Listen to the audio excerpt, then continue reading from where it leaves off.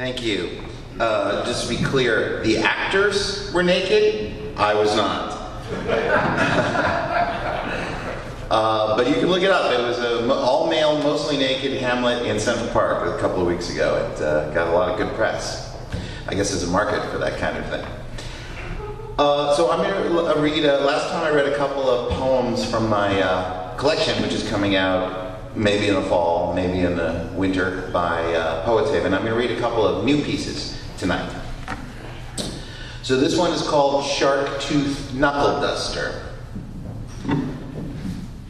Made for ripping flesh, breaking bones, and smashing jaws, shark teeth arranged along the knuckle line, like brass knuckles, but instead of brass, shark teeth, wielded by men and women who surfed naked in curling waves above the same tiger sharks who provided the teeth.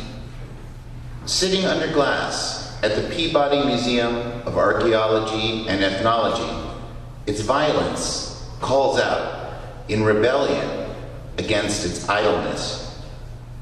It was not made for the gaze of the curious or even the scholar.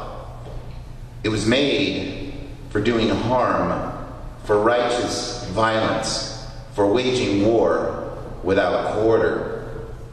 If you owned such a thing, you would wear it on your fist as you surfed naked and fearless above the toothless sharks and caught an epic barrel. Thank you. This is called Learning How to Take a Punch, and it's mostly true. When I was 12, I took a boxing lesson from Jake LaMotta's former sparring partner.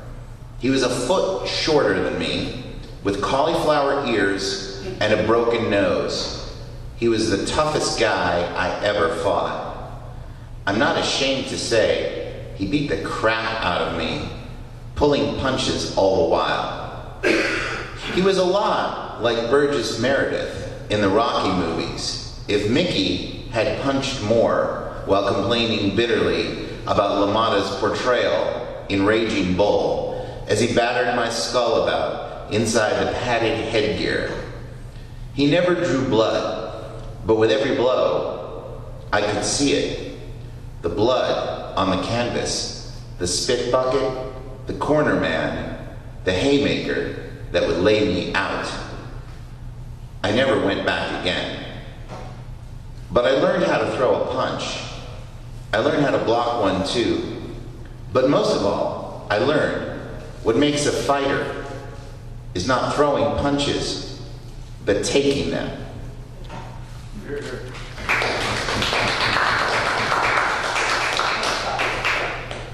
So this poem is sort of the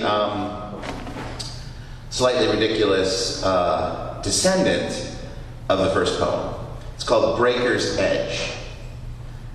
The smell of ocean salt breeze on the skin until you step naked into the Pacific and venture deeper until the embrace of the roiling swell takes you and rolls you, drives your face into the sand. And there's a moment when drowning would seem to be a real possibility until at last the forces of gravity and tide release you and propel you to the breaker's edge, where she laughs at your failure to body surf. You look up at her, her flesh backlit by the sun, framed against the bluffs of Torrey Pines, and you wonder when your foolishness will become just more flotsam washed up upon her shore. Thank you. And I'll finish with a piece called Park West Coyote.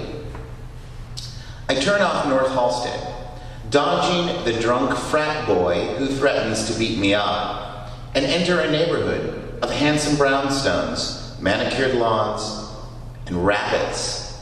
So many rabbits hopping around on those manicured lawns.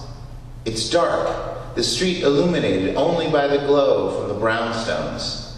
At the end of the block, I turned the corner right into the eyes of a city coyote, marching happily down the street, back straight, head high, proud as hell, one of those formerly hopping rabbits clamped in its jaws. I stop short, look at the coyote. The coyote looks back at me, never breaking its stride. Thank you.